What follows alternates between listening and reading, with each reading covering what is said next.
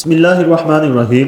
ہمسایوں کے بارے میں شریعت نے بڑی تاکید فرمائی ہے، اور حتیٰ کہ حدیث پاک کے اندر آتا ہے کہ نبی علیہ السلام نے فرمایا کہ جبریل نے ہمسایوں کی اتنی وصیتیں کی، اتنی کی کہ مجھے یہ لگا کہ یہ وارث بھی بنا دیں گے۔ یہ حدیث مکاشفۃ القلوب کے اندر ہے۔ اور بھی روایت ملتی ہے کہ نبی علیہ السلام نے ہمسایوں کے اتنے حقوق بیان کیے، اتنے کیے کہ ہمیں لگا کہ ہمسائے کو جائیداد میں وارث بھی بنا دیں گے۔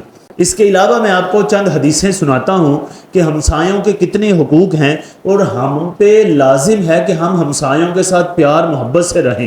اگر ہمارے ہمسائے کو کسی چیز کی ضرورت ہے تو وہ چیز دینی چاہیے۔ اگر ہمارے پاس ہے، ہم اس کی مدد کر سکتے ہیں تو مدد کریں۔ اگر نہ کریں گے تو قیامت کے دن وہ ہمسایہ ہمارے خلاف اللہ کی بارگاہ میں فریاد کرے گا۔ حدیث پاک کے اندر آتا ہے، نبی کریم صلی اللہ تعالی علیہ وآلہ وسلم نے فرمایا، بہت سے پڑوسی اپنے ہمسایوں کا دامن پکڑ لیں گے اور اللہ کی بارگاہ میں عرض کریں گے، یا اللہ اس سے پوچھ، اس نے میری مدد نہیں کی، مجھے ضرورت تھی، اس نے میری ضرورت پوری نہیں کی، میرے لیے اس نے دروازہ بند رکھا۔ اور جب اللہ کی بارگاہ میں یہ فریادیں ہونی ہیں تو ہمیں چاہیے کہ ہم اپنے ہمسایوں کے لیے دروازے بند نہ کریں، جتنی طاقت ہو ان کی مدد کریں۔ ایک اور حدیث ہے کہ نبی علیہ السلام کے سامنے ایک عورت کا تذکرہ ہوا، کہا کہ وہ بہت نمازیں پڑھتی ہے، بہت صدقات دیتی ہے، بہت نیکیاں کرتی ہیں، بہت خیرات دیتی ہے اور بے شمار نیک کام کرتی ہے، لیکن ایک بات ہے کہ وہ اپنی زبان کی وجہ سے ہمسایوں کو تکلیف دیتی ہے۔ تو نبی کریم صلی اللہ تعالی علیہ وسلم نے فرمایا وہ جہنمی ہے۔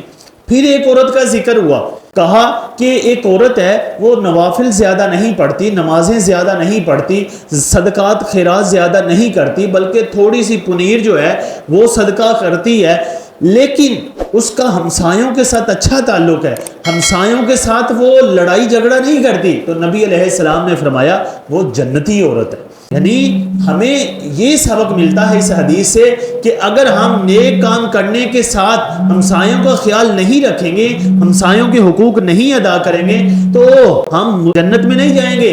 اگر ہم عمل اپنے تھوڑے بھی کر لیے، فرائض واجبات ادا کر کے، تو اگر ہمسایوں کا خیال رکھا تو اللہ تعالی ہمیں ضرور جزا میں جنت عطا فرمائے۔ نبی کریم صلی اللہ تعالی علیہ وآلہ وسلم کی مجلس لگی ہوئی ہے، ایک شخص آیا، آ کر عرض کرنے لگے، یا رسول اللہ میں نے فلاں محلے میں فلاں قبیلے میں اپنی رہائش رکھی، لیکن وہاں کے لوگ مجھے تکلیف دیتے ہیں، پریشان کرتے ہیں۔ نبی کریم صلی اللہ تعالی علیہ وآلہ وسلم نے حضرت ابوبکر، حضرت عمر اور حضرت علی کو بھیجا، اور وہ تینوں مسجد کے دروازے کے پاس کھڑے ہو کر اعلان کرنے لگے، لوگو 40 گھر تمہاری ہمسائیگی میں داخل ہے، اگر کوئی ہمسایہ تمہارے شر سے خوف زدہ ہے تو تم جنت میں نہیں جاؤ گے۔ یعنی یہ بتایا ان کو کہ اگر تمہارا ہمسایہ تمہاری وجہ سے خوف زدہ ہے، پریشان ہے، تکلیف میں ہے، تو تم جنت میں نہیں جاؤ گے۔ جنت میں جانا ہے تو اپنے ہمسایوں کا خیال رکھو۔ ایک اور حدیث آپ سماعت فرمائیں کہ نبی علیہ السلام نے کتنا حق عطا فرمایا ہمسایوں کو۔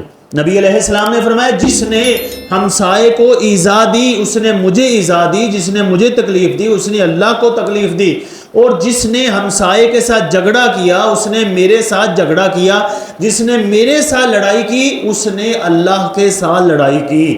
تو اب تو ہمیں آنکھیں کھولنی چاہیے کہ ہم اپنے ہمسایوں کا خیال رکھیں، کہ جب نبی علیہ السلام نے اتنی تاکید کے ساتھ فرمایا، اتنی حدیثیں ہیں، تو ہمیں اپنے ہمسایوں کا خیال رکھنا چاہیے۔ اللہ تعالیٰ مجھے اور آپ کو عمل کی توفیق عطا فرمائے۔